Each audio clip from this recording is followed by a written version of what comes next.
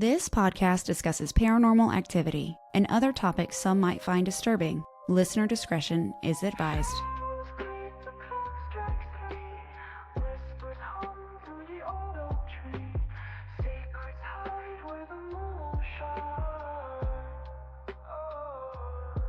Is it a chill or a ghostly breeze? A knock, a tap, what do you believe? Ghosts, gossip, gather around where the lost and the haunted are found. Ghosts, gossip, don't make a sound. Truth or tales, we'll dig it out.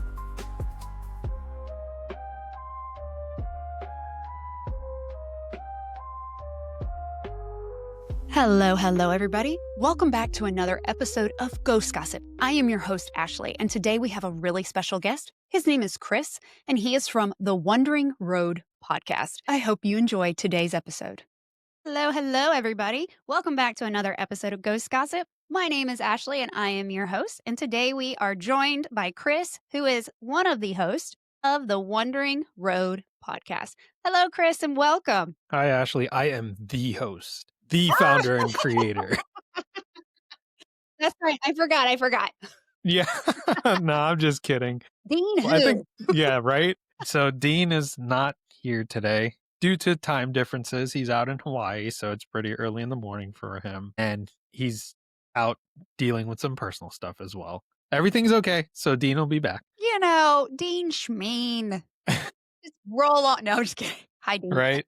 Well, let's jump into that. Like, tell me about yourself. Tell me about your podcast, and then we will jump into your paranormal experiences. Sounds good. So my podcast is paranormal in nature, similar to yours. So the whole point of the podcast, when I initially started it, it was middle of COVID, and I think that's where everyone else decided to start a podcast. You know, we're all stuck in the house, need to talk to people, need to socialize. Decided to do a podcast because I kept talking about these things, talked about it to my wife, and, you know, she wasn't thrilled. She didn't want to hear all this crap. So I was like, you know what? Let me just, put pen to paper, write this stuff down, create a podcast. I did a few solo episodes at first. At first, it was more so going to be like my opinions on like pop culture and movies and stuff like that. And occasionally I would have like a paranormal type of episode. So that's kind of how it started. Then I had a couple of friends on for a few episodes where they shared their paranormal experiences. And I realized very quickly people seem to be interested in that. And I had a lot of fun doing those episodes. So I brought Dean on as a guest at first because he wanted to talk about some AI stuff and, the dark path of AI, which we seem to be going. So he might be a prophet on that front. And then I just asked him straight up, like, hey, man, like we had some good, back and forth. We had some good synergy on the show. Do you want to come on full time? And oddly enough, he already had podcast equipment. He had a microphone. He had everything ready to go because he was going to start a podcast with his wife, but they never had a chance to do it. So he just jumped on the opportunity. And after that point, we kind of just took off covering paranormal, cryptids, true crime, dark history. So we like to mix and match a little bit. And I think my most favorite thing is when we do these episodes, I would say we both are very analytical in the sense that we will take the story at face value. We will never say this is bullshit or anything like that, especially like if someone comes on the show to share their stories. I've seen some other shows where they like chastise people. It's like, oh, did that really happen? Yeah. All the type of stuff. That's something we would never do. Right. And we have we've come to the understanding. It's like, it's fun to listen to this stuff. It's fun to give our analysis of this stuff and have an open book conversation at the end. Yeah. And it's kind of what we did with you when we had you on the show. It's like you would tell your story and then, it would kind of go to like a quick Q&A and then we would move on. So that's one of my favorite aspects of the podcast. And that's what I'm working on, growing, getting more people to come on the show, share their experiences. And we very much like set it up as a paranormal safe space. Like it's not a spot where you're going to come on the show and you're going to get ridiculed for your experiences, because at the end of the day, we all experience something. Mm-hmm. Some of it can be explained and some of it can't. Right. So that's all you can do. You say that, and that really that resonates with me because I have friends that do paranormal podcasts, and, like, would love to be on their show, but I worry because it's like, am I gonna get raked across the coals? Because I know my experiences sound legitimately crazy at times, and it's like, how does this person have so many experiences? But, I mean, like, I always say, I believe people's experience because it is very real to them. They experienced it regardless if another person was with them or not. Something happened that they cannot explain. Yeah, and I think you get the disingenuine people that try to apply science to it, but they do it in a malicious way. Yeah. They make the assumption that you're hallucinating. It's like, Mhm. okay, well, I hallucinating for 7 years? Right. Or there's some kind of mental health issue, like, Right. they're schizophrenic or they're hearing voices or they have multiple personalities or something. Yes, I don't and I do the same thing. It's a safe place. I believe people. I've had issues with stories before that they seemed kind of like crazy, and then I receive emails about it, and I'm like, "That makes me uncomfortable." But Right. I never doubt anybody when they're telling me. You know what I mean? Right, of course. And I think the big thing is it's like, okay, when you do this for long enough, you could kind of weed out like what's legitimate and what's bullshit Yeah. based off of the people's reactions and how they share their stories. Mhm. You can also account for people that are good actors and good Yes. liars. But Yes. most of the time, when I've had a few women come on to share their paranormal experiences. It was the first time they've ever shared it. And some of them, while they were telling their stories, like came to tears, like Mhm. reliving it. And it's like, oh my goodness. Yeah.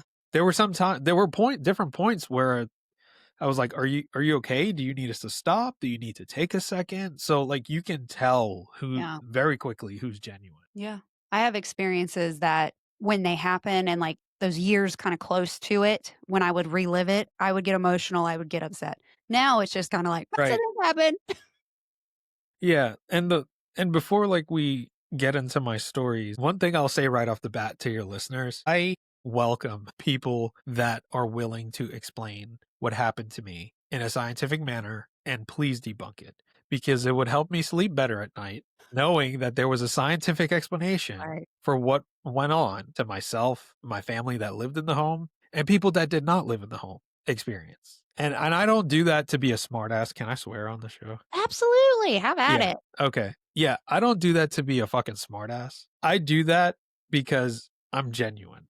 I just want to know. So I'm open to all explanations. If your explanation makes fucking sense, Yeah. I will roll with it and feel 10 times better about myself and not keep freaking holy water on my desk while I do these shows and have people come on and share their stories. Because I don't know about you, Ashley. When I have some people on and like some of their experiences, they're like, oh, it's just something mischievous. It's like, no, no, you should, a mischievous spirit is not going to scratch you while you're sleeping in a spot No. where you can't reach. So, yeah. Honey, I wear my protection when I interview. I always wear this when I interview people, and I always wear my bracelet every day. And to me, they're just little protectors. They're just, a little bit of shield. It's all about intention and, all that, I guess, what do they people call it nowadays? The woo-woo stuff. Yeah, It yeah, makes like me me, I feel a have little bit my better. Saint Benedict medallion with me, all that Exactly. stuff, so Yeah, behind me, I have my cabinet, and in there is all my stuff that I cleanse with. It has my paranormal, like, tools and everything, but yeah, like, I have to cleanse my house on a regular basis because what I talk about and because I'm kind of a beacon as it is, I just kinda, like, put out this light like, "Hey," and so, yeah, I definitely have to cleanse on a regular basis to keep my house like, we had something weird. Can I tell you this? Because I didn't tell you this because this just happened. No, yeah, go ahead.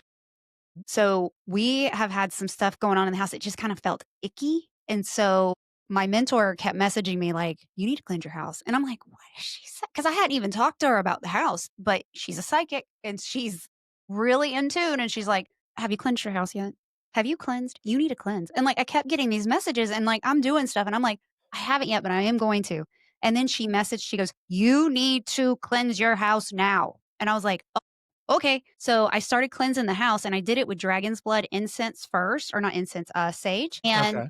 I noticed that the house, I aggravated something and I didn't know what it was, but I could tell that the energy in the house was kind of like flustered with me.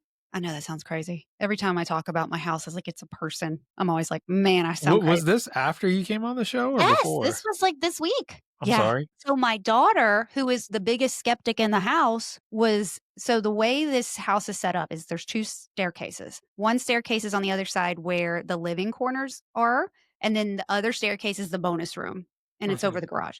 So she was heading to the laundry room, walking past the bonus room stairs, and she saw a dark figure standing at the top of the stairs, had long arms and a short body and a long head. And I just got chills saying it again. And she is not a believer. She thinks I'm so full of crap. She thinks I am weird. She thinks I scare her a little bit. Like, she is my doubter. And she's like, Mom, I just saw a figure. I swear to God, I just saw a figure. And I was like, where?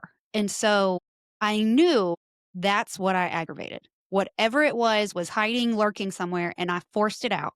And so I saged again, and the whole house feels better except both my daughter's rooms. And both my daughters are, like I told you earlier, they're 13. They're going through some stuff, and it's kind of just heavy anyway. And so I Right. think whatever it is might just be drawn to their darkness right now. And I'm like, and I told my girls the other day, I'm going to need y'all to help me out a little bit. I'm going to need y'all to do something. You know, it's kind of interesting that you bring that up because I think that ties into maybe, as I think about it, what kind of amplified the stuff that I had growing up. Because in that household, not only are you talking about a teenager, you're talking about two teenagers, and then a young child. Mm-hmm. So all that energy. Yes, lots of energy. Yeah, that stuff can feed off of. That's Yeah. crazy. I hope our episode didn't awake anything.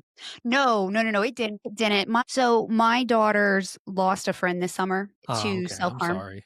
And it really, we Sure. were dealing with some stuff then, but when that happened, it seemed to, I don't know, it, I've always attracted energy because of who I am. And I always have experiences, and people around me tend to have experiences because it's me. And I am aware of that. I'm not saying I'm some magical thing. No, it just kind of happens. And like, I'm just like, whatever. But when they got so upset, and I noticed that my one daughter who's sensitive. She doesn't realize it, but she's sensitive. She was feeling somebody in her room, and she felt somebody sit on her bed, and we thought it was the friend. And I still do think that it was the friend, but I think because it has affected them so negatively, it has attracted something. And especially what I do, I am open and things kind of come anyway. And I cleanse my house on a regular basis, but we're not like, I just don't have this like bubble around my house. And so I think it might have just been drawn to the negativity. And then they're teenage girls on top of that, and they're a little bit crazy. And there's no telling what they're doing or talking about with friends and stuff. So I think that it's just was attracted to the negativity, and it's just kind of stuck around. And I'm trying very hard to get it out. And I told them, if you're a low vibration, you're going to attract low vibration things. And I need y'all to work on it. Like, what do you need from me? What can I do to help you? Like, I have them in therapy. I'm working with them, but it's just like, oh, but yeah, I don't know what that little thing was, but I'm going to get them out of my house. Yeah, I hope you do. Oh, yeah. Because what you said is true. It's very much, like when my uncle passed away. So I had two uncles pass away back to back in the same month within the same like 2 week span, Oh, no. which like really sucked. So like the Wow. first time around last year, I couldn't go to New York. The timing was, I couldn't get off work. It was just a difficult time. So like that like really frustrated me. And then my uncle passed suddenly, and I went out to the funeral and everything. After that was probably, I would say I was like more irritable. It's just something it's difficult to get over. And like for the longest time, like I was just frustrated. I wasn't happy. You go through spurts of like, Mm. Okay, I feel good today. And then it's like you go into work, and then the frustrations of work compile. It's like I just lost two people back to back that I call my core four. So there was my dad and my three uncles.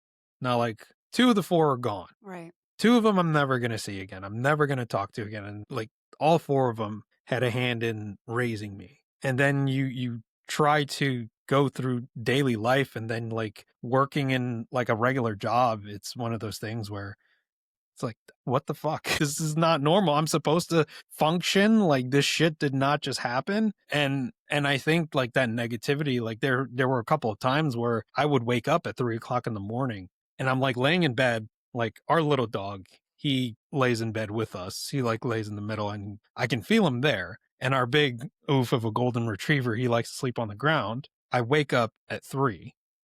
This happened a few times in the past couple months. I never told anyone this. Well, I did tell one person, my good buddy JJ. He hosts a Southern Demonology podcast. He's a great person to talk to. I'll pass along the info if you ever want to talk to him. Absolutely.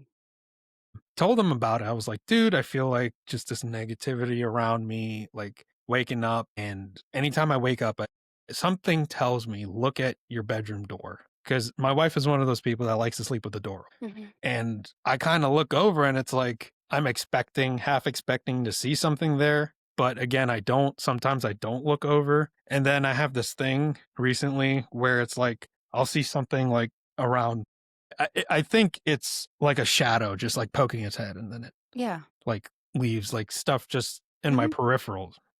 I'm like, okay, maybe I'm psyching myself out because I do a podcast that talks about ghosts and stuff. Maybe I'm just overthinking, stress from work, stress from losing my uncle. Cause like, it's not easy to like grieve that process. Like you get frustrated and all that stuff. I kind of explained this to JJ and I'm like how I was feeling. And it's just, he's like, dude, I'm going to send you some exercised holy water. I'm going to send you some exercise oil. I want you to anoint the house. Yeah. All of your entrances and all of your windows and stuff, because if you feel like something negative is watching you, then that's something. So I completely get where that comes from. Yeah, and when you live in a haunted house, it's just like I told you about my house. It was like no matter what we did, it was just kind of always there. But like this house has never had this kind of energy before. Right. But we've never experienced something like this. And I swear with both of them, they're both having thoughts that are really crazy. And I'm like, where are these thoughts coming from? These are, this doesn't usually happen. And I was talking to somebody this week and I was telling them about it. And she's like, boy. And same thing as your friend, like there's something affecting, it's like causing it. So, well, shit. Yeah.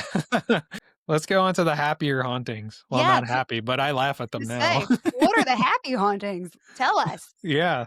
So let's go all the way back to, I don't know what the age demographic is of your listeners, but we're going to go back to 1995. Ooh. Where, the 1900s. Yeah, the late 1900s. So back in the late 1900s when I was a little child, I didn't wear a Victorian outfit, I swear. Yes, we did. It was the infancy of cable, wasn't it? It was still kind of getting bigger. Not everybody had cable. Like I know like everybody had an antenna though.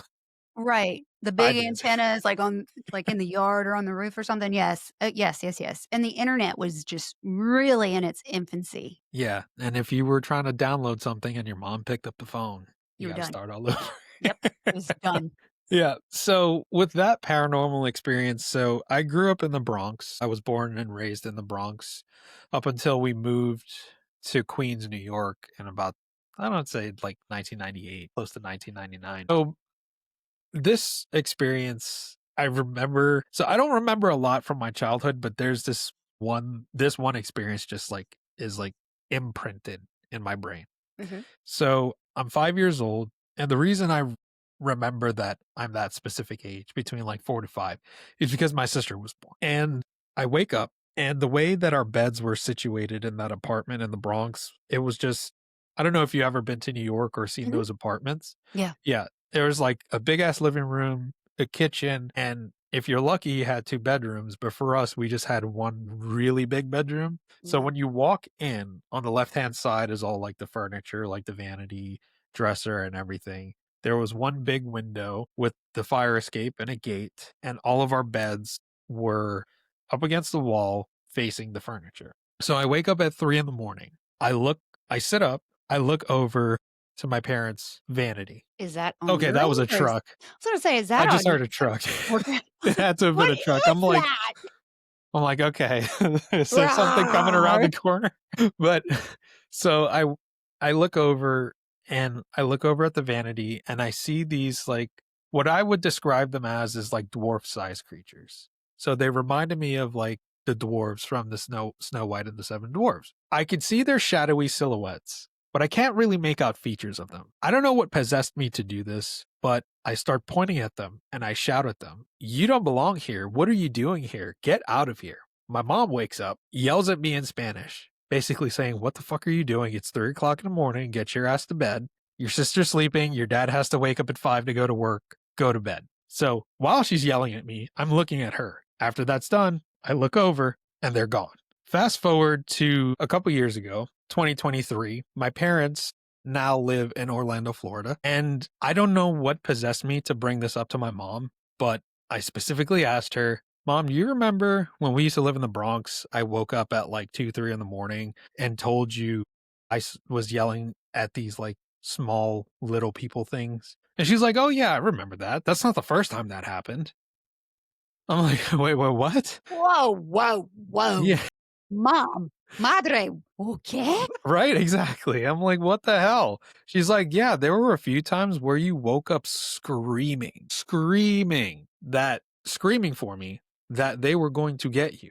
She said there was one time she took my sister into the living room to feed her because she woke up, she was crying, she was hungry. She heard me screaming and I was like blabbering like that the little people or whatever are going to get me, and she had to stay in the bed with me until the next morning. And to this day, I don't know what they are. The more people I talk to in the paranormal community, and I've talked to some folks that, are descendant from Central and South America and the Caribbean, and it sounds like they're duendes. I was going to say, it sounds like a duende. Yeah, because apparently they like harass children or they try to take children. I And didn't know that part.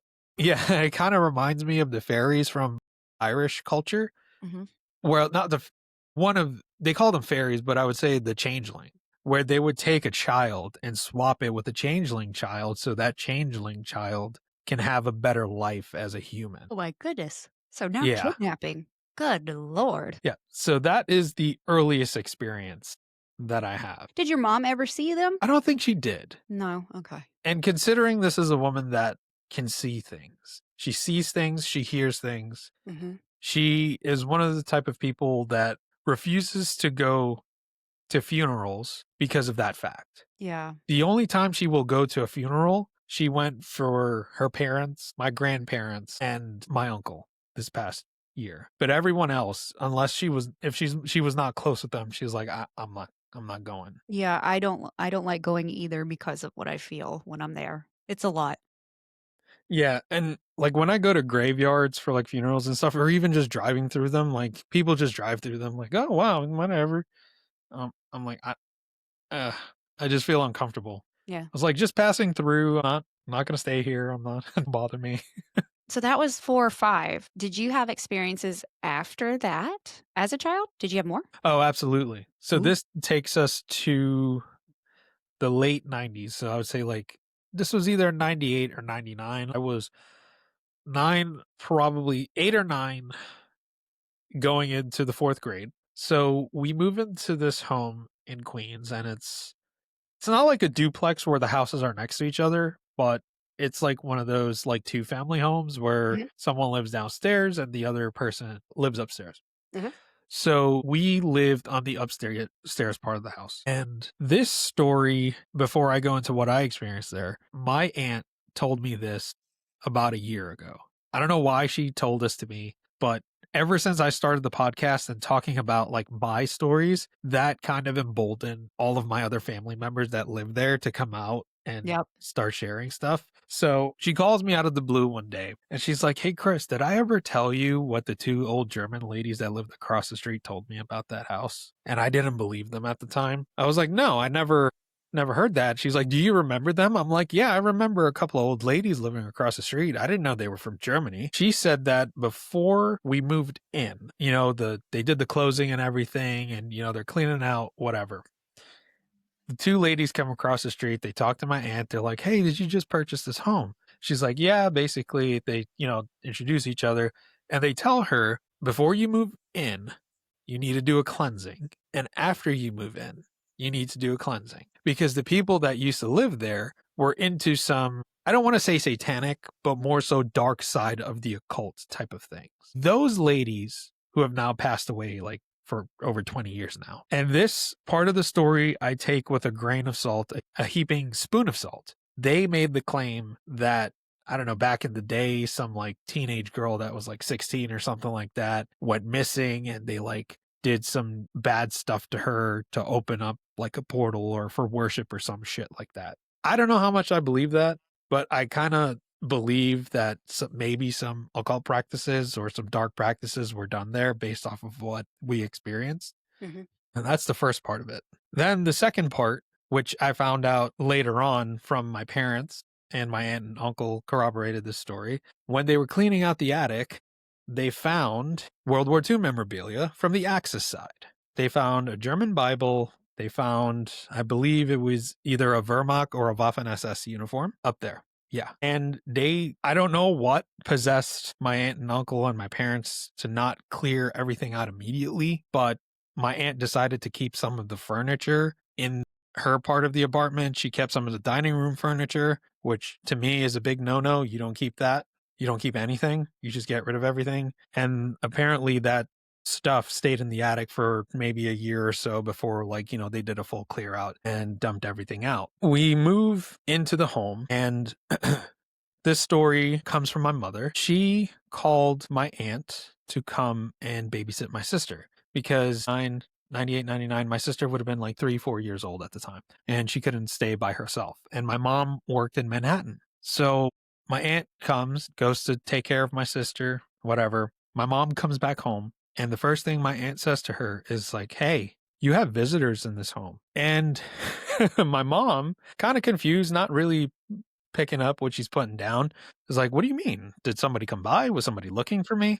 Did they ring the bell? Yeah, like, They didn't even know. what was going on, right? And my aunt's like, "No, you have visitors in this home," kind of insinuating like, Is you your got aunt spirits sensitive here. too? My aunt, well, my mom is the youngest of 10. Holy shit. And the eldest passed away, but there's now 9 left, and they all have some sort of gift. Wow, that's amazing. Yeah, yeah. Some of their gifts are stronger than others.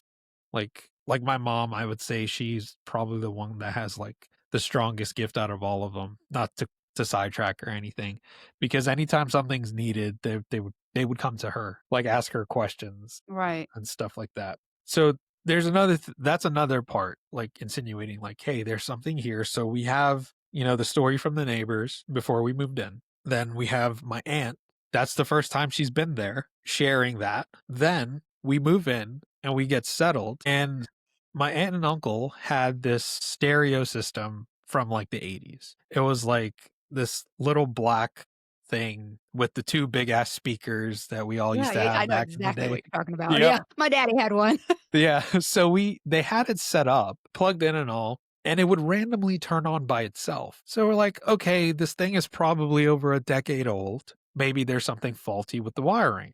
So that happens a few times. Not only does it turn on, but it has the knack of turning on at full blast. Well, that is always It scares the shit out of you. yes. It's not only a jump scare, but it's like, yeah. Yeah. I mean, anything turn on regardless, that's creepy. But when it comes on full blast, like it's trying to get your attention. Oh, yeah, absolutely. So the first few times that happened, we went downstairs, me and my cousin, because he lived down there, but he would always be upstairs with us. We'd be playing like PlayStation and whatever. We realized very quickly in those occurrences that nobody was home down there. I'm like, okay, so we decided to be smartasses and test it. We unplug it, go back upstairs, fucker turns back on. Oh my God. Unplug. So my aunt and uncle, like a couple years later, they completely scrap it. They get a new one. They set it up. Occasionally, that fucking thing would do the same thing. Oh my God. Brand new stereo system would turn on by itself. Well, just random question. Was it ever like something specific? Like was it the same thing that playing every single time or like a certain time of day? Like was anything ever similar? It would happen in the middle of the fucking day. Between like 12 and like 1 o'clock, it would just randomly happen. Weird. Yeah, there were some times like where like my cousin, when he was in high school, like he would come home and it's like, why is the radio on full blast? Like my mom, if she wasn't working that day, like she would hear it on full blast. So it was just really random and sporadic. And what's really weird is it kind of just stopped on its own. Okay. That's weird too. Yeah, it just kind of stopped on its own because there were other things that whatever this thing was enjoyed doing to us. Yeah. So the radio stuff, part of the light activity. This is where I say this is like more heavier activity because we would start hearing footsteps in the attic. And we're not talking about like light pitter patter footsteps like it's a little kid. You know, when like a little kid runs across the floor? No. Mhm. You're talking about heavy boots stomping Mm-mm.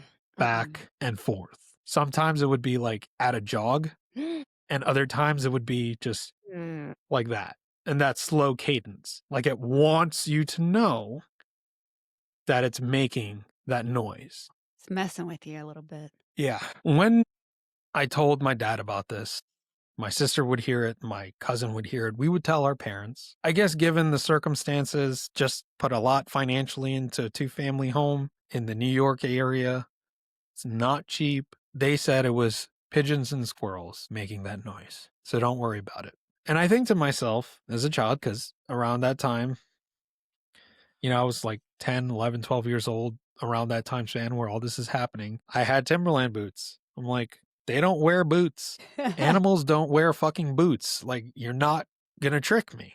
But there's nothing I could do about that. Not only were there footsteps in the attic, you would hear footsteps go up and down the stairs, and in our own apartment. There was this one thing that would happen to me frequently. If Yeah. you catch me looking over my shoulder, it's because I feel like whenever I talk about this, it's like that thing knows, and it's just Yeah, I know. I totally understand. yeah. When I talk about Wayne, like I was doing an interview yesterday or 2 days ago and talking about Wayne, and my audio started to glitch, and then the time before that, my video started to glitch. So same thing, something usually always happens.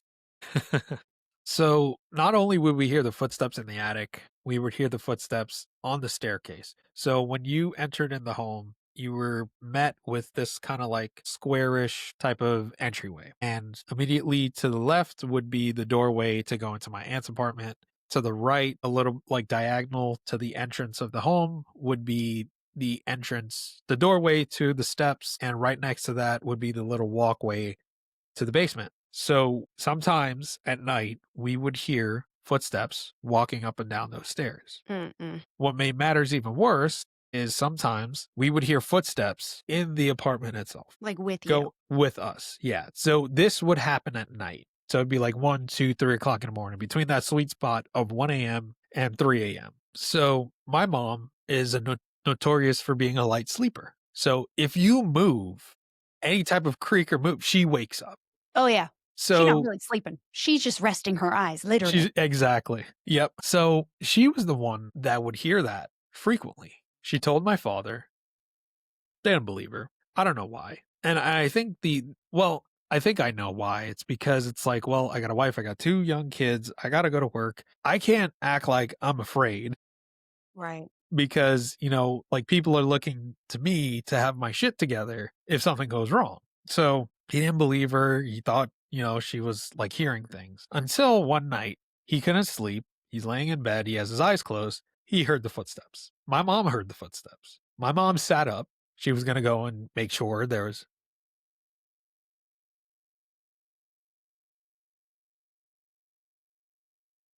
You know how you said it likes to interrupt you? It Yeah. said stop talking. What is that? This is my necrometer. Okay. And it is a spirit talker app. It's on airplane mode, and I always run it during my sessions Okay. or episodes just to see what it picks up to see if there's anything relevant. And you said, and it can't hear you because I have my headphones on, but you said that it always tries to get you to stop or interrupt you, and it said stop talking, and it also said watch for those who linger. Got it. So sorry. Let me. You're like, hold on, I need to anoint.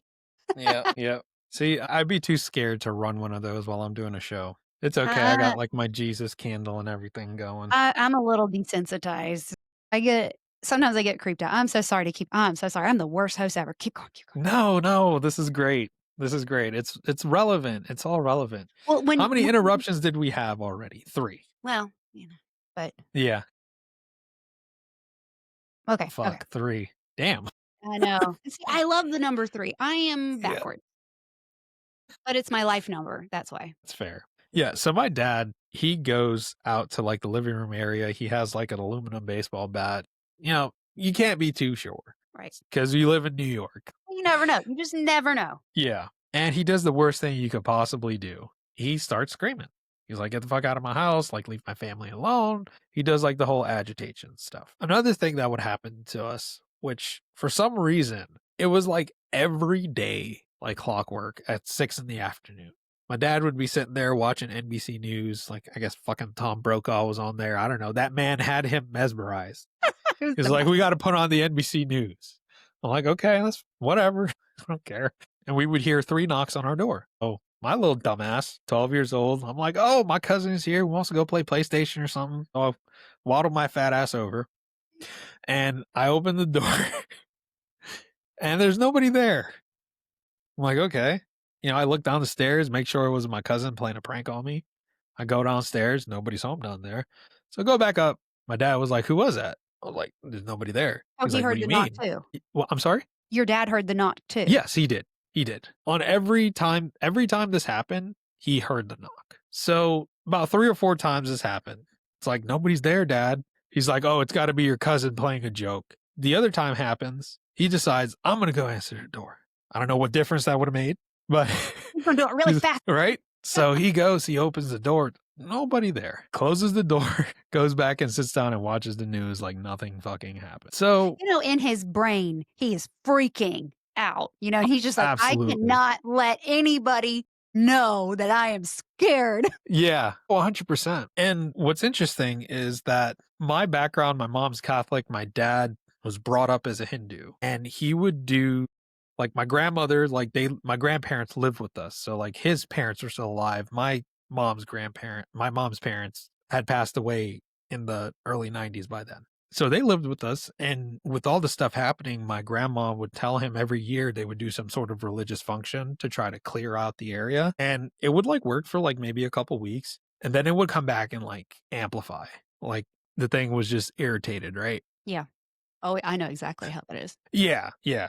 So at one point, he kind of like lost it on whatever, his altar or whatever he used to keep. And he like threw it all away and converted to Catholicism. Because anytime my mom would do something, cleansing or something like that, it would like seem to work. Like that was working. And he was like, why? Like what I'm doing isn't working, but what she's doing is working. So then that led down his path to Catholicism. But the few things that would happen to me frequently is one I would like you shared on my show, name being called randomly. Yeah. Yeah. So that would happen quite a bit. And as I got older, what's up? It just said altar. No.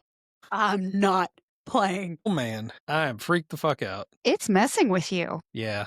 It is what it is. Sorry. No, you're fine. I got to cleanse again. That's It's okay, definitely trying to interrupt. Yeah, I got this. You know, our Father. Mm-hmm. Yeah, I'll do a quick prayer after we're done here. Mm-hmm. Mm-hmm. Yeah. So, you know, would hear the voice calling my name with my mom's voice. Sometimes it would be my dad. The creepy thing that would happen is that there was a couple of instances where my mom heard it too with her voice. And that's like, so we're talking about like when I'm a teen, she tells me that, you know, you don't answer that. So, because when I was younger, I would answer it because I was like, I didn't know, I was a kid. You thought it was your mom.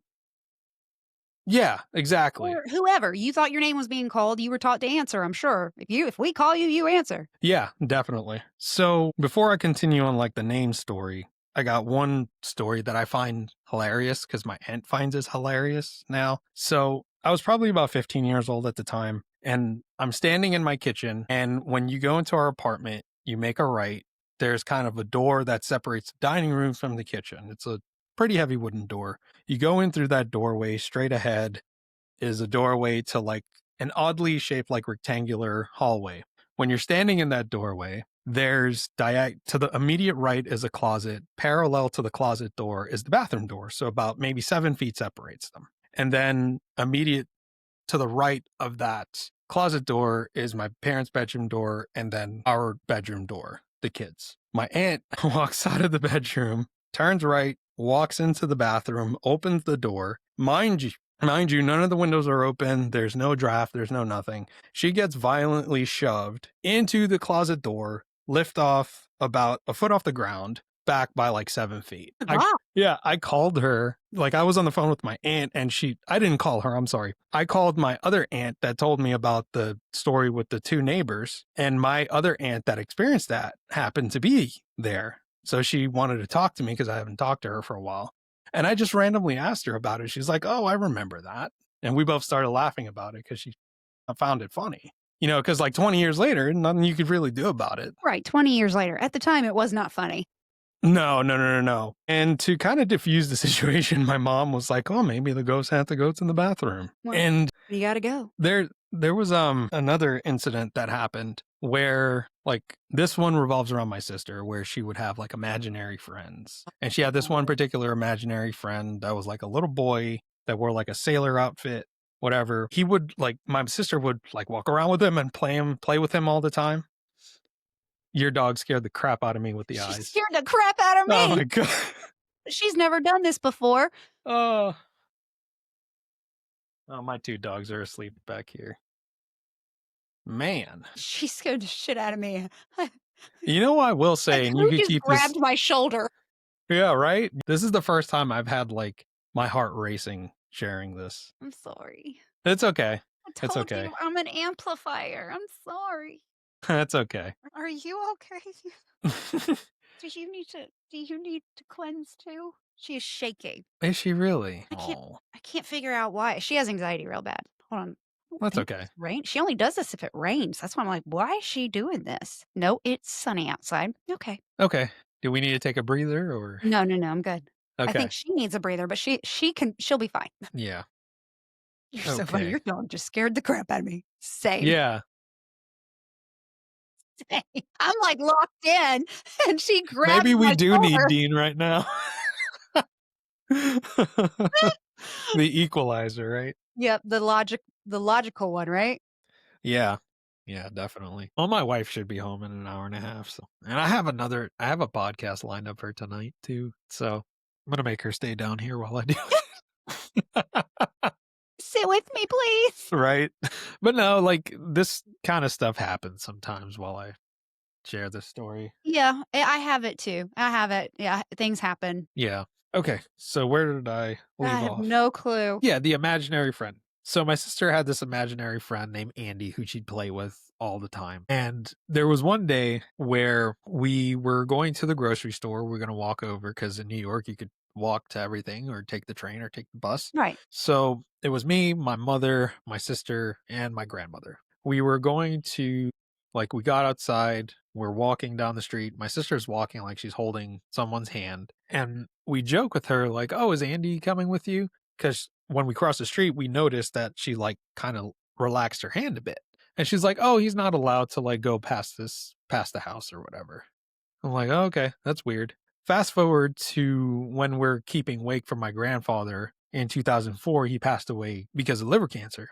We're keeping wake for him, and her and my cousin go upstairs to get their Bratz dolls and Barbies. And she said they walked into the apartment, and in the doorway where the kitchen was, she saw like the little boy just standing there looking upset or frustrated, because by that time came around, I think in 2004, my sister was like 9 going on 10 years old. So she wasn't like into imaginary friends or anything anymore. So I guess it was like upset or sad that she wasn't playing with them. Yeah. So that's the whole Andy thing. Then the thing that happened to me that was kind of like my last straw, I was like, fuck this. Like, I don't want to be here anymore. I was probably maybe 16 or 17 years old at the time. And this is where the whole name calling thing comes back into play. And I was either junior or senior. It's kind of blurry. But I went into school at like 7 a.m. and I got back home at, I would say, 11:30ish, 11 o'clock, between 11 and noon. And, you know, I turn on my Xbox. I'm by myself. I'm playing my games. Then I hear someone call my name, Chris. It's my mom. I'm like, the fuck? So I call my mom. My mom works in Manhattan. She was a nanny in Manhattan for the longest time. She picks up the phone. I hear the hustle and bustle of the city and the wind in the background. She's like, is everything okay? Are you doing all right? Like, what's going on? And I'm like, I told her what happened. And she's like, okay, you know what to do. Ignore it, whatever. I'll be home at like 1 o'clock, because I have a short day today. So I'm like, okay, mom, hang up the phone. I just wanted to make sure that you weren't home. She's like, nope. So I continue doing what I'm doing. I'm playing my Xbox or whatever. And I hear my name being called like a few more times. Just ignore it. It was during like probably, it had to have been like autumn time because our windows were plasticed over. And I mentioned earlier that there was a door that separated our kitchen and our dining room. Right. And that was a door that like you really had to like physically move for it to close. Big, heavy. All I heard, big heavy door. All I heard was boom. Oh, Jesus. I shut my door, put on my headphones, played my game until my mom got home. When my dad got home, I said to them verbatim, I don't want to live here anymore. Then the February of the following year, we move out. My golden retriever just woke up and walked over here. Oh, It's like, bud. are you okay, Dad? No. While you were talking about Andy and your sister being 9, 10 years old, not playing with him anymore, it came through envious. Envious. Envious. Yeah. Mhm. That would make sense. Yep. So that was like my last experience in that home. Mhm. Before we moved out, and maybe your app will go crazy on this one. My mom, being a Catholic, she had like that little incense burner, that urn Oh, thing. yeah. Yeah. And she would burn incense to clean. Before we moved out, she decided to do that. My uncle downstairs, they were Muslim. And before she went down there and started cleansing and stuff, she asked him, like, hey, is it okay if I do this? He's like, I don't give a shit. It's all the same to me. So she goes downstairs, and that's how my uncle was. He wouldn't eat pork, but everything else, it's like, okay, you're praying to God. Like, I don't give a fuck. Like, whatever works. Right. It is what it is. So she goes downstairs and she does the living room. She does the dining room. She does the kitchen, the computer room, my aunt's room, and then my cousin's room. She goes to my cousin's room and she said the air got super thick. She felt like something was choking her. You know, kind of how you felt when y'all were doing your saging? Yep. Yep. Exactly that. To the point where she had to leave. She went back upstairs, put her incense away, whatever. That same night, she told me this story immediately the next morning. She said that same night, she dreamt that she was in her bed in the house. Everything was the same. She gets up and there's this old lady standing in the doorway yelling at her, saying, you're trying to kick me out of my house. You're not going to kick me out of my house. I'm going to kill you and your fucking family. Holy crap. My mom said in the dream, she Violent. goes, yeah. My mom said in the dream, she got out of bed, grabbed that old lady by her neck, pinned her against the wall, and said, you're not killing anybody. If anyone's going to kill anyone, I'm going to kill you. Oh, yeah. Oh, yeah. That lady does not play when it comes to the spiritual stuff. Does not fucking play Adore whatsoever. her already. Yeah. She has a lot of stories that she could share, but it wouldn't be in English. Damn it. Some shit that she saw on the island growing up, man. Oh, gosh, I bet. She shared some things with me where I'll finish this story and then I'll share one of the stories she sent me. Please. I was going to say, she needs to give you her stories to you and then you tell her stories. Yeah, definitely. I've been trying to get it out of her. I'll do it one of these days. So she said she grabs the thing by its neck and like it starts pleading and it like shapeshifts into a little girl to get sympathy. And my other aunt from my dad's side, who's like super sensitive, somehow popped up in the dream and said, ain't gonna do nothing. Let it go. I'm so sorry. So that was kind of like the last major thing that happened there. We moved out. We moved to a home about 20 blocks away, and there was nothing bad there. Nothing whatsoever. Isn't it amazing the difference? Yeah, it was one of the most peaceful places ever. It was one of those things you could walk around that home in pitch black at 3 a.m. You walk up the stairs and you never felt like something was like Chasing behind you or chasing you. Yeah. Yeah, never felt that. So like that new home was great. The anxiety. When we moved, like you can, it's just like there's no anxiety around it anymore. Yeah. And definitely like when I was home shopping last year for our home, there was one home that we saw that everyone, like my mother-in-law was there, my wife's stepmom was there. We're all checking out the house and I go down in the basement and I get the same feeling that I had. Nope. As I did in that other home. Nope. Like, nah. Nope. We're out. Exactly. I was like, no. The real estate agent was like, oh, what do you guys think? I was like, no, I'm so sorry. I Thank you, but can't. no. Yeah. Then when we're on the way to see a couple of other houses, this one included, I told my wife, I was like, it felt like I was back in that house in New York, and I'm not doing that again. Oof. Not doing that again. No. So, really quickly, to share something from my mom, she said that when she was younger, her mom would tell her, don't look outside at night because you will see things that you do not want to see. And I think she saw like a cow with like red eyes. And I think she saw it was either, what was it? It was like a donkey or a cow with like human eyes. And there was a bruja that lives in El Campo, like around the area, that apparently the story goes that she would shapeshift. And I forget what happened, but I don't know if like it was my grandfather or something like shooed her away, like branded her or something like that on the ass, like to get her off the property while she was in animal form. And the next day she had like an injury there, like walking with a limp. So it's like one of those things like you hear from that side of the world where it's just like crazy. Yeah. Wow. And yeah. And then my eldest aunt, my I think she's second or third eldest. Might be second eldest. She lived on the island for a very long time. She didn't come to the States until like my cousin, her son forced her to come out this way. It's like, you're getting older. I can't keep going back and forth, to take care of you. So she comes over and had this like guardian Native American spirit. So this is in the new house in New York while I'm still living there. I'm in college at the time. I'm back for the summer. I get up, I go downstairs. My mom and my aunt are talking. I'm making my coffee. I hear them talking about this particular thing, like this spirit or whatever. And then I turn to my aunt and I'm like, oh, you're talking about El Indio. And her face goes white, loses all color in her face. And she's like, how do you know about El Indio?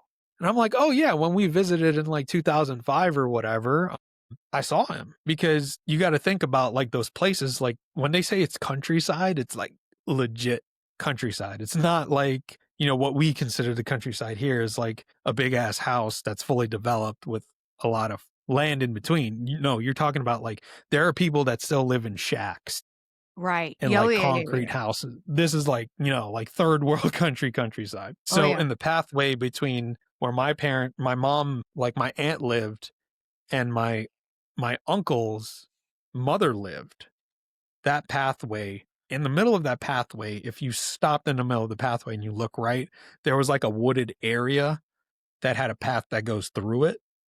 And that's where I saw it. Just standing there, looking at me. I didn't think anything of it. I'm like, okay, whatever. Because I'm like 13, Eh. 14 years old. I'm like, whatever. I don't care. So yeah, she's like, how did you know about that? I'm like, I saw it. And she's like, oh, it's not happy with me because I left the island. I'm like, okay. Because I couldn't follow her, I guess. That's such an older person thing to say.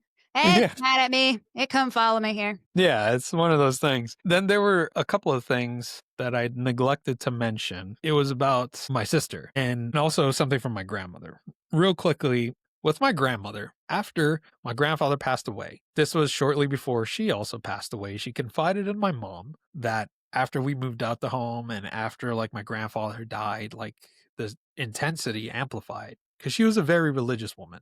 She was a Hindu, but she would wake up before dawn every day and she would pray. And I guess that thing don't like that. And it like got physical with her a couple of times where it like pushed her over. My sister saw my grandmother get pushed over and No. break her wrist. I talked to my sister about it a couple months ago. And she's like, you sure she didn't fall? She didn't trip over like one of the things that sticks out between the doorways. I forget the name of it that you put down. The threshold. The threshold. Yeah. It was like, you sure she didn't trip over that? No. She's like, I saw her, like she was standing there. She wasn't moving and she just gets like pushed forward, like someone pushed her and she falls and she breaks her wrist. So she told my mom that these things, whatever, something would throw a glass of water in her face at night. Things would scream in her face and she would say like, they don't let me sleep. And she passed away, I believe, of a heart attack. It was in 2008, this month actually. And she was 83. So I chalk it up to natural causes. But there's a part of me that's like, if she moved in with us like we wanted her to, did this thing have a hand causing her to pass away? And it's something that's always bothered me. Wow. But I tried to be rational and logical about it, saying she was an elderly woman. She was pushing her mid-80s. This is not uncommon for something like this to happen. Right. So that was shortly before she passed away in 2008. Fast forward to, I think maybe, I got to do math here. It's not my strong suit. I got to figure out when 118. Yeah. Okay. So 2013. I was going to say 2014, but I was close enough. Close enough. So yeah. The summer of 2013 in June, my sister graduated from high school. At that time, my aunt that purchased the home with my parents still lived there, but the house was on the market. She wanted to throw my sister a barbecue. My cousin, who she was really close with, came up from Georgia to, go to her graduation and the barbecue and to celebrate. So everyone's in the backyard, the backyard having a barbecue or some stuff like that. My aunt asked my sister to go into the house to get something. Now, understand, there's multiple side doors. There's 2 side doors on your way from the backyard to go into the house. One of the side doors takes you directly towards the kitchen. I don't know what possessed them to not go through that door. They decided they wanted to go through the front door. So they go through the front door. And if you remember, I told you the layout of the home and the staircase. And to the left of the staircase was a hallway where it led to the basement. And that's where we would put our shoes. So my sister is bent forward, undoing her laces, taking her shoes off. And my cousin taps her and was like, "Jenny, do you see that?" And they're looking down that short hallway to the entrance that goes down to the basement. And it's just this black mass. They put their shoes on, got the fuck out.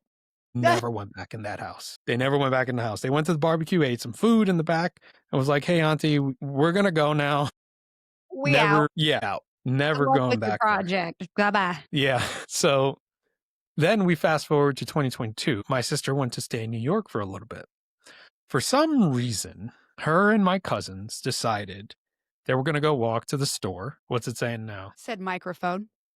Yeah. Yeah, I am using a microphone, you bastard. Kidding. No, he's not. He's tired of your bullshit. All right. It makes good entertainment. So yeah, we're trying to make money off of this. Yeah, we trying to get that $5 million, okay? Right? Yep. That $5 million man. That's right. So they decided, they were going to go to the store. They were going to go get some food. For whatever particular reason, they were like, "Let's go walk down that old street," for some reason. They did. They walked down the street. They walked past in front of the house. As soon as they get in front of the house, her and my cousin simultaneously get sharp pains in their head, which does not cease until they cross the street. And I didn't mention this, but my cousin lived on the same street, across the street, like 4 houses down. Mm-hmm. He still lives there. And he said for the longest time, even after we moved out and the house was sold, like every other weekend, somebody was like getting into a fight. Cops were being called. Like it was just a shit show. He said it calmed down as of recently, but there was one instance where, and I find this funny, and I don't think this is a coincidence. I'm recording an episode with my cousin to share her paranormal experiences and also share the experiences that she had in that home whenever she visited. Nobody knew that we were doing that recording aside from us two. My cousin, when she starts sharing that story, my other cousin that lives across the street calls me. I decline the call and I text him, "Hey man, doing a recording now. I'll call you back. I'm recording with X person about this, about that house." Not 2 seconds after I sent that fucking message, he sends me a picture of him parked in front of the fucking house saying, "Guess where I'm parked up in front of right now, bro? The forces are at work." And he says, "I never fucking stop here." Nobody knew we were doing this recording. He didn't know. So something must have prompted him to get in his car, drive like 50 feet down the road, intentionally park in front of the house, take a picture in front of it, and send it to me.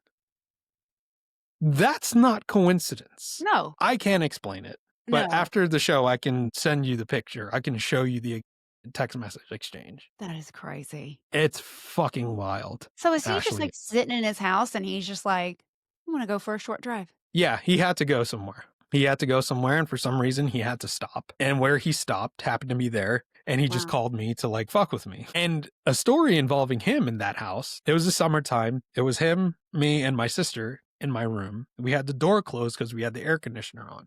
Now, in New York City in the early 2000s, not a lot of homes had central air conditioning, so we had window units. We're sitting there, we're joking around, we're dicking around, and then the three of us, watch that door handle turn open by itself. And then my cousin, being the smartass he was, because we both like horror stuff, he likes The Exorcist, you can just guess what he did next. He stuck his hand out and said, "The power of Christ compels you," 3 times, and the door closed itself. We started laughing. We still laugh about it today because it's like, oh shit, that actually worked. Oh my God. Yeah. It's crazy. And my poor aunt, when she was there alone, she said one summer she heard somebody walking back and forth upstairs. Mm. And Your old apartment. Yeah, the old place. Yeah.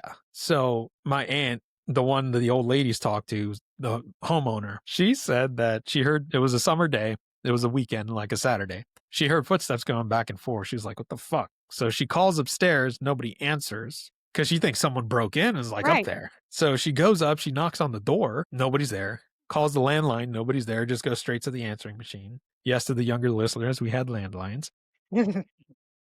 So she calls my dad's cell phone and he picks up and he's like, "Hey, what's going on?" And she's like, "Are any of you home?" He's like, "No, we're at Uncle Whatever's for a barbecue." And she could hear the kids running around in the background and everything.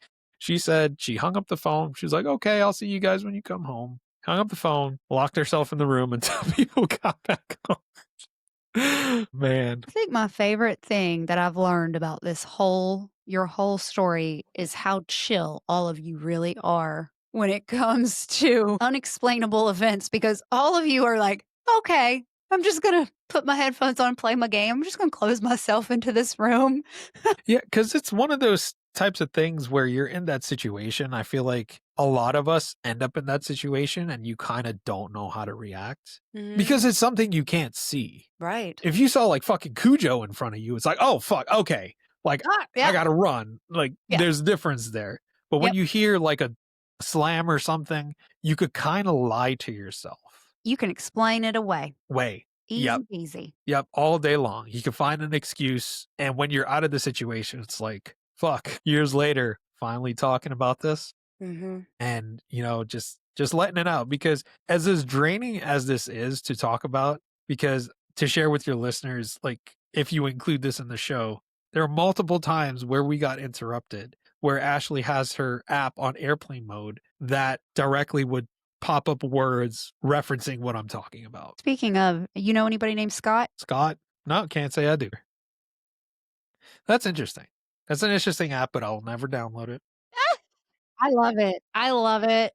It's weird. Are you good if I send you the transcript, like of all the words that was said? Yeah, that's fine. Okay. That's fine. That'd be interesting to see. I just want you to kind of see, because I haven't showed you all of them, because some of the things that you said show up. Kinda.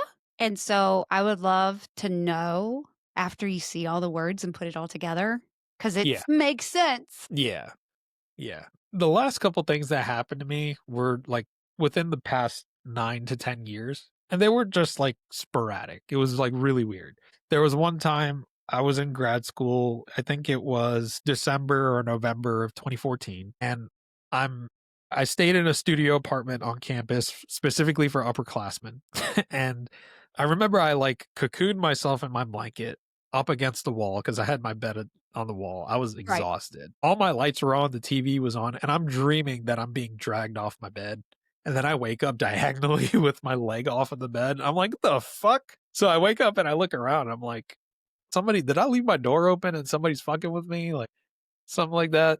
That happened. That same December, my parents came for my graduation. And this is when my girlfriend and I, now wife, stayed in a 2-bedroom apartment. The second bedroom was called a den. I don't know why. That den always made me uncomfortable because the cats around midnight would sit in the hallway or sit on the couch and just stare at it. No, thank you. Yeah. So my sister said that when she came over, she slept on the couch. In the den? And No. She was in the living room, and where the couch was situated, kind of like part of it was like parallel to like the hallway entrance or whatever. So my cats, one cat in general, Diesel, he hopped up on top of the couch, stared down the hallway, and started growling, like how cats growl. Yeah. And she said, like, he got really protective, and then all the other cats came on top of her and slept with her for the rest of the night. And I was like, okay, that kind of corroborates how I felt uncomfortable with that room. It was just really odd. That room was always dark for some reason, no matter like you had the window open. It just felt like this like dark aura with Like it, you know? stuffy, thick. Yeah. Yeah. The cat's litter box was in there, so maybe Yeah. who knows? Again, see, one of those things you explain it away, right?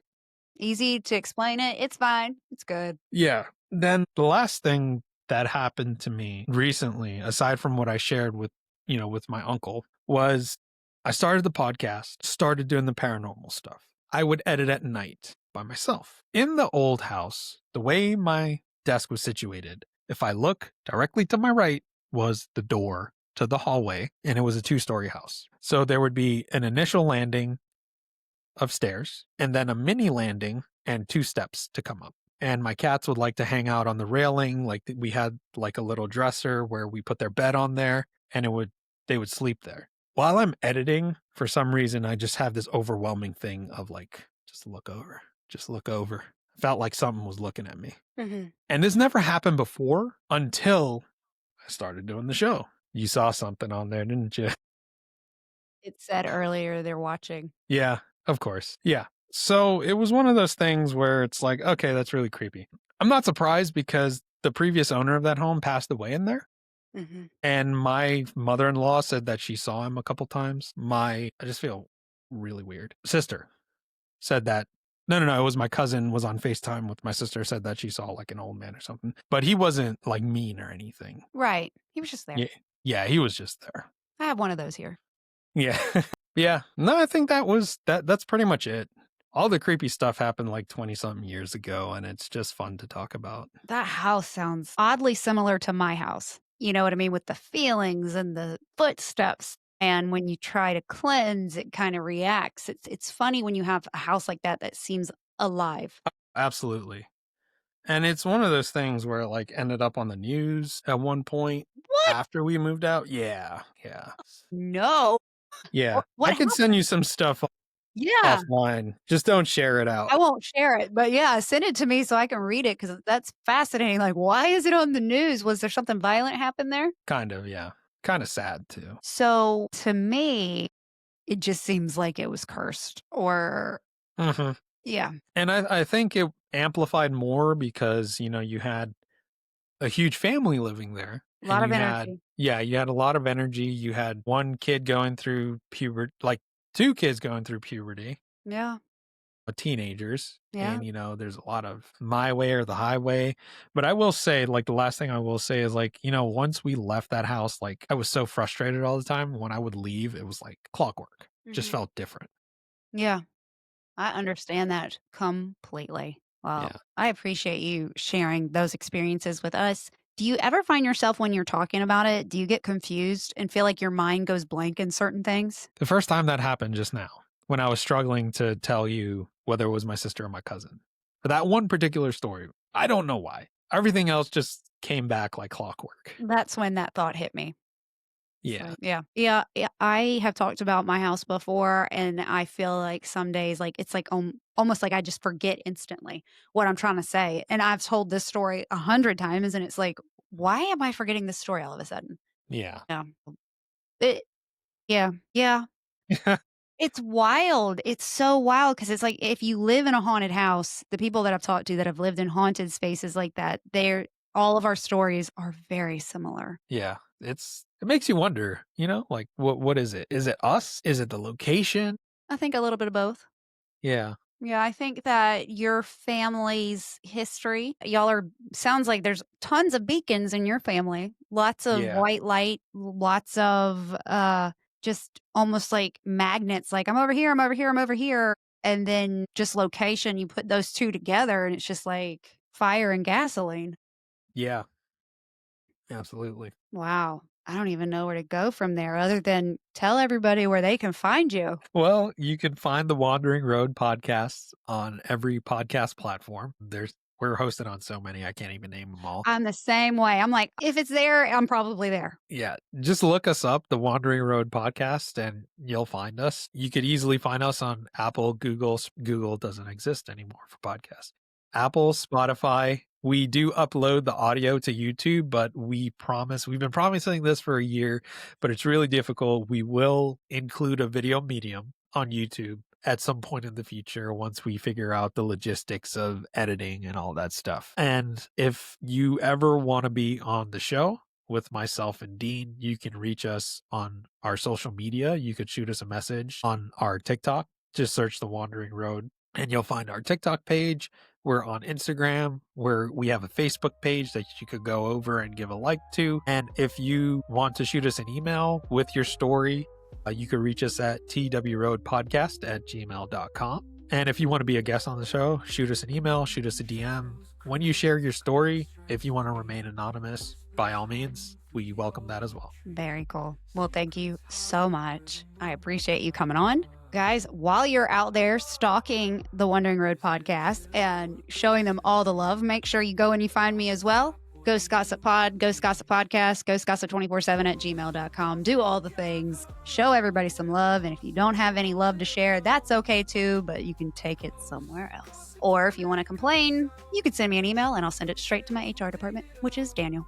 So I appreciate everybody listening. And until next time, they'll see you later.